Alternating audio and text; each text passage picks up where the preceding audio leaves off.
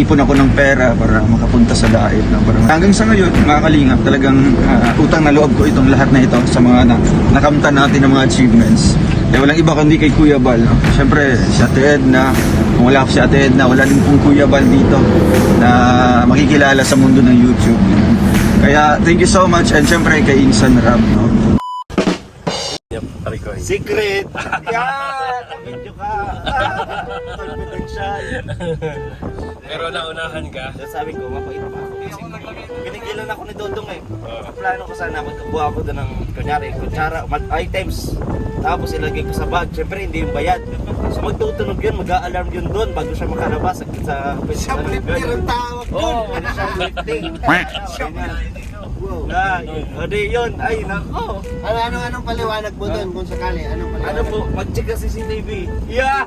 Tapos matatagalan din tayo doon. Yeah, dagdag abala. Oo, mabuti na lang at umiral yung pagkamabuting loob ko. Hindi ako gumanti kasi mga kapatid. May kasama ka. May uncle, may uncle. May kasama kang So, tutong... kasi ang nasa kanan ko nun eh, uncle, di ba kanan? Ang kaliwa, si Ninong. Ay, sorry.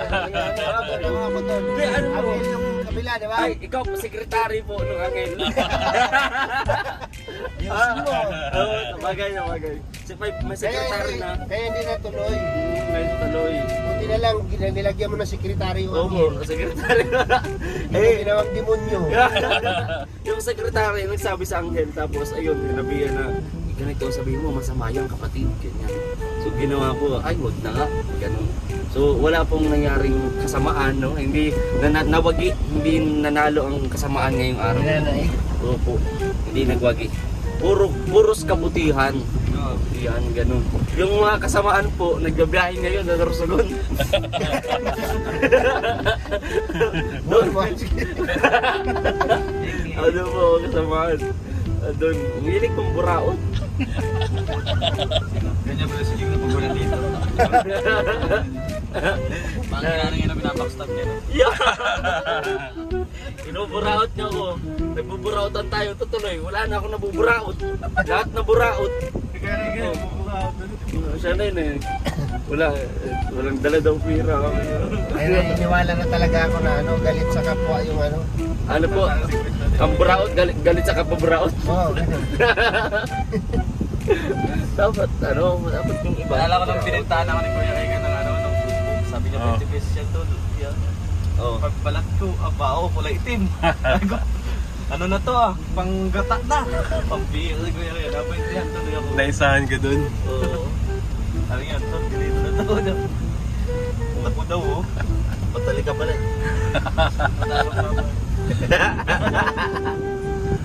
Malay ko ba? Tinignan, kala ko yung yung pala. May team yung clouds, oh. Grabe.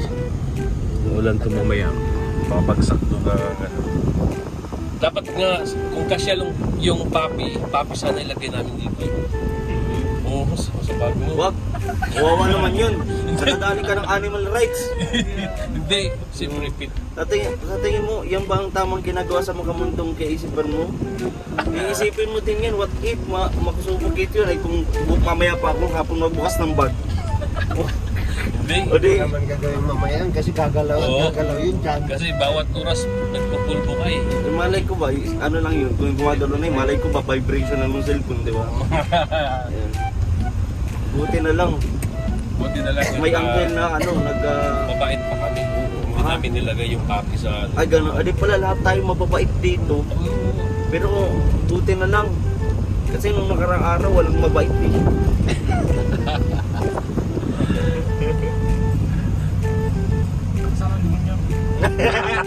May sinasabi ka to? Drive ka lang kuya to, malapit na yung kanina. Buntik na yun. Oo.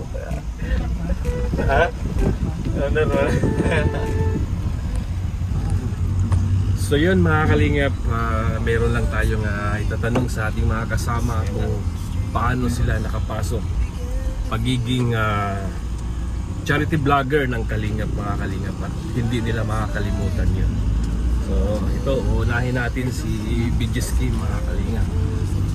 Ayun bro, sino yung tumulong sa'yo na paano ka nakapasok sa Kalingap? Ano po, unang-una noon kasi nagsama ko nung kay Papa no, sa KSPTV. So, hindi pa ako vlogger noon. Mga months pa, mga 3 months bago ako nag-create ng sarili kong channel. So yun, na ano kasi ako, kasi pandemic yun eh. Parang ma-inspire ako na gagaling pala itong mga vlogger na to. Hindi lang si Papa yung napapanood ko, kundi sila Ninong Baz, Kalinga Prab, no, napapanood ko sila. So parang na-inspire ako na ganito dapat talaga rin yung i-focus din ng gobyerno o ng bawat isa yung tulungan, lalo ang mga may hirap, lalo ang mga seniors. So doon sa part na yun, na-inspire ako hanggang sa nag-create ako ng channel, and then may mga beneficiary na din ako noon. Nag-start ako, kuya, unang nasa channel ko pa yun, nag-start ako na mamigay ng, nagbumili ako ng tinapay, meron akong 200 pesos galing sa kupit ko kay Papa. Masaya ka pala talaga mahukay. Oo, tapos 200 pesos, pinambili ko siya ng tinapay. Tapos binalot-balot ko. Gabing yun, doon ako nag-asimulang mag-charity. Binibigay ko doon sa sentro ng Dait sa mga batang mamalimos, tinatinapay, ganyan. Kasi yun palang kaya ko, nag-start pa lang ako. So, ayun, hanggang sa may vlog ako ulit, hanggang sa may sponsor na nagbigay po na para sa beneficiary ko. So, ayun, nagtuloy-tuloy na po yun hanggang sa dumating nga po sa punto na vlog ko. Isa sa natulungan at napabahayan po ni Kuya Balsanos Matubang, si Nanay Openg, The Walking Lola. So, doon po nag-start yun na talagang 1 month nag-grow talaga yung channel ko. Pero sa kasamang palad nga ay na-demonetize. So, yun nga, doon ako unang nakilala, and then nung namatay si Lola Openg, binisage ako ni Ninong Bal, ni Kuya Bal, na isama kita sa Team Kalingap. No, nakabilang po ako sa category B, hindi ako nagkakamali. Doon po sila Ninong Alex Librada, Roel of Malalag, yun, parang Kategory A. A po yun, A. Kasi ano din po si Kuya Nathan Vlog din yung kasama ko din eh. At ang tumatanggap ng 10,000 kay Kuya Balgon. Yun, Kategory A. category A. So, ayun, doon na ako nagsimula hanggang sa kaya labis din na po sa salamat ko, no, kay Baba, kay SPTV, then kay Ninong Balsanos Matubang, at Team Kalingap, kay Kalinga Prab, yun. Kaya ito, nabuo at lalo pang tumatatag. Marami yung pagsubok na pinagdaanan ng isang BG's Kim official, pero mananatili pa rin tayong nakatayo para sa mga tao na naniniwala sa atin. Kaya ito, kasama ko na lalo sila Roel of Malalag, no, ang Raw Boys, Team Kalingap, yan sila Ninong. Kaya yun, hindi lang mga beneficiary yung natulungan, kung hindi tayo rin na nangangarap lang noon, pero unti-unti lang nakakamtan yung dating pangarap lang dahil sa Team Kalingap yan. Yun, thank you so much, BG's Kim. Iiyak sana ako eh, pero sabi ko hindi worth it. Hindi maulan eh. Yun, sa... Ulan. How about you, paring Alex? Ay, English? Teka, dumugong ko. Paano ka nakapasok sa Team Kalingap for being a charity vlogger?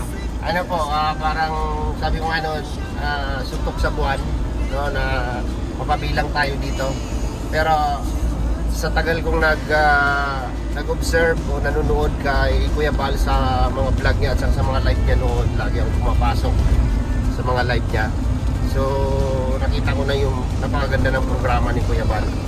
So wala man akong na pursigihin ko yung sarili ko para mapabilang o mapabilang sa binuo ni Kuya Bal.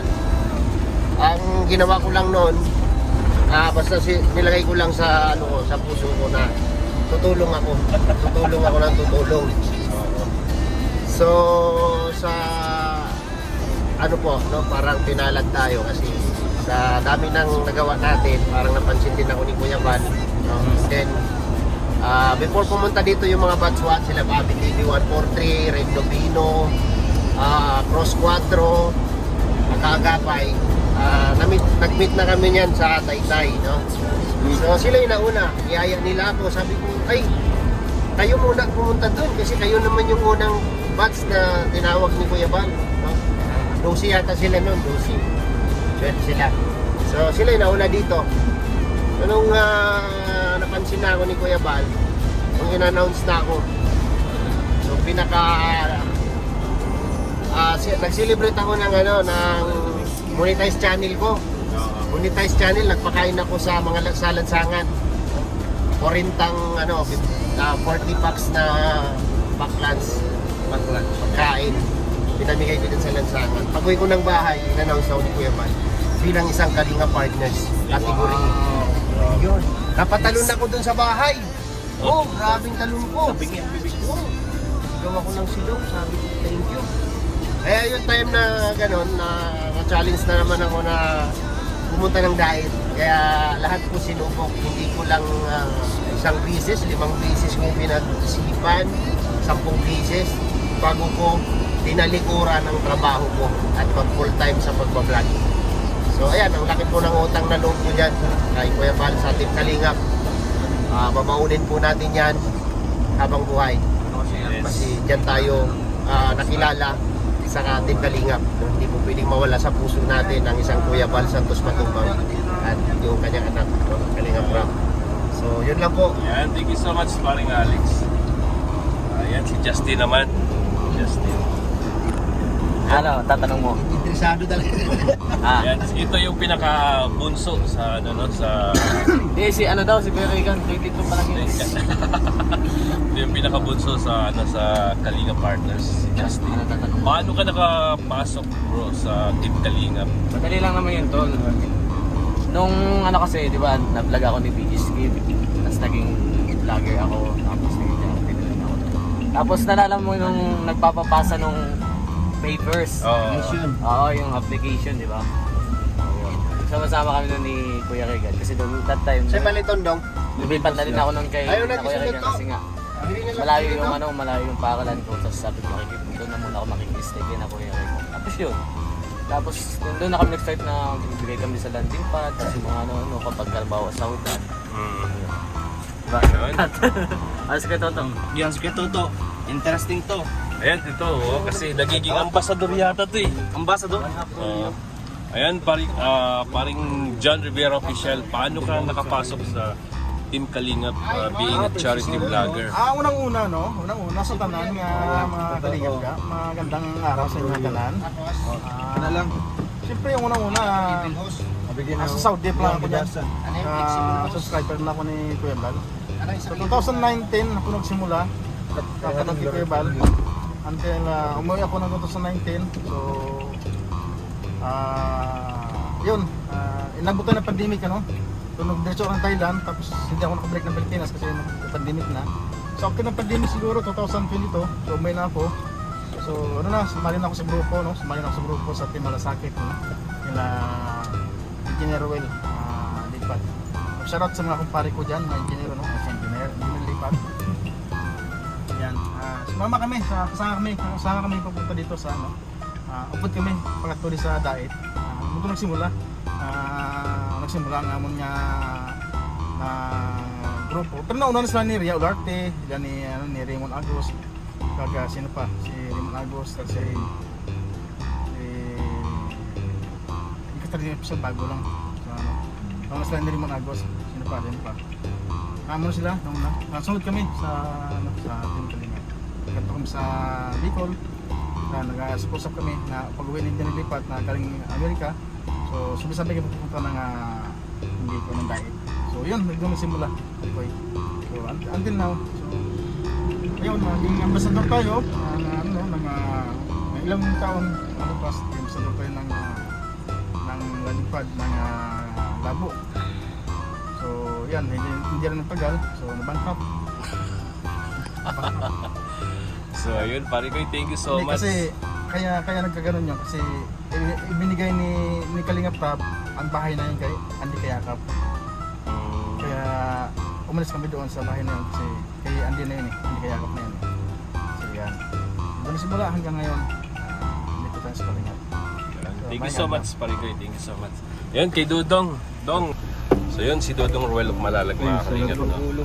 Tanungin po natin si Dodong kung paano siya napunta sa Team Kalingap at nagiging charity vlogger siya na hindi niya makalimutan yung tumulong sa kanya. Sa atin naman po mga Kalingap, no, bago ko po nagkaroon ng isang Alex Ribada, isang Kalingap Victor, isang Midges Official, tayo po ay naging field reporter po ni Kuya Bal. Hindi pa po nag-accept si Kuya Bal ng mga Kalingap charity vloggers. Si Kuya Bali po mga Kalingap, alam naman po natin dati si Kuya Bal, talagang nagsusolo lang po mga Kalingap, no, sa pag-vlog, paghahatid ng ayuda. Diba? May mga lang siya, may mga staff. Pero nung naisipan po niya mga Kalingap na sa amin po magpamilya, nagbuo po kami ng GC namin na andun yung mga kapatid ni Papa, lahat-lahat sila Kuya Bal. And then na-open up ni Kuya Bal doon na gagawin kaming mga field reporter. Ako, si Bella Ayo, si Kalingap Jonah, yung mga kapatid ni Kuya Bal, no? Tsaka ako po, mga pamangkin kami. Ginawa kaming field reporter doon sa mga kanya-kanyang lugar namin. So ang napili nga doon, syempre taga Davao tayo. So kami yung nagre-report doon, no, ng mga halimbawa may natulungan kami, no. Kami yung magre-report kay Kuya Bal kung ano yung mga accomplishment namin that day. So may radyo pa doon si Kuya Bal, may sa cool radio dati. So doon kami tumatawag and then nire-report namin. And then pati kami nagpa-vlog din, no, tapos sinisend naman kay Kuya Bal yung mga video na yun. So doon po nag-i-start mga Kalingap yung yung journey natin. So wala pa tayong channel noon that time, no. After mga siguro how many months, mga 3 months yata, medyo nahinto po yung pagpapadala po ng ayuda ni Kuya Bal sa Malalag or sa Davao. Kasi nga pina-priority po niya dito sa Cam Norte kasi may bagyo that time. So nag-influence si Kuya Bal sa akin, or mukhang in-influensyahan niya ako na magawa ng sariling channel, no, pati kami, si Bella Ayub din. So ayun mga Kalingap, nagawa po ako ng sariling channel ko po, and then doon na nag-start, no? Doon nag-start na nag-upload tayo ng mga sariling upload ng mga pangayuda natin, and syempre yung pabahay. So ayun mga Kalingap, mukhang iningganyo tayo ni Kuya Bal na gumawa ng sariling channel, di ba? Kasi alam ni Kuya Bal, pag may sariling channel, di ba, meron na tayong kakayahan, no? Mukhang nakitaan tayo ni Kuya Bal na may kakayahan ako na para mag-initiate ng, halimbawa, tutulungan, di ba, magkaroon ng mga beneficiaries. So hindi talaga ako nagkamali mga Kalingap. Nung naggawa na po ako ng channel, actually yung first pumasok pala sa akin, siguro mga 2,000 something, 2,000 subscribers, and yun yung ating first pabahay natin, no? Hindi ko inakala mga Kalingap na ganun po, sa ganung channel or ganung subscribers, meron na po nagtitiwala sa atin. So hanggang sa mga Kalingap, nakaranas tayo ng mga pambabash, no? Kasi hindi tayo kilala po mga Kalingap, kasi ginagamit na natin yung word na Kalingap, tapos ginagamit din natin yung apelyido ni Kuya Bal, Matubang, para lang sumikat daw. So ayun, pero syempre na-overcome ko naman yun mga Kalingap, kasi marami naman po nagpapayo sa akin na huwag nilang pansinin, no? Kasi nga baguhan pa lang tayo sa pag-YouTube, and alam ko naman sa sarili ko mga Kalingap na talagang it's part, diba? It's part of the journey natin na maka-encounter tayo ng mga ganyang tao, diba? Dito sa world, sa social media. Kaya ayun, pinagpatuloy ko pa rin mga Kalingap hanggang sa tuloy-tuloy yung mga pabahay natin doon, yung mga achievements natin, yung mga natulungan. And siguro kahit umabot siya ng 1 taon nag-stay ako sa Malalag. Pero yung channel ko talagang mababa. Masaya na nga ako mga Kalingap nung pumasok si Kuya Alex sa akin. Isang araw nung nag-live ako. Umagang-umaga yun kasi yung beneficiary ko, talagang nag-alarm ako nun para puntahan ko siya kasi mag-uuling. No? Tapos umaga na daw yun, kukunin sa doon sa lupa. So gusto ko may vlog yun. Kaya nung pumunta kami doon, nag-live ako. Biglang pumasok si Kuya Alex. Uy, grabe si Kuya Alex, oh. Talagang na-overwhelm ako noon kasi syempre alam ko na sa daitin si Kuya Alex, no? Talagang kilala na dun si Kuya Alex.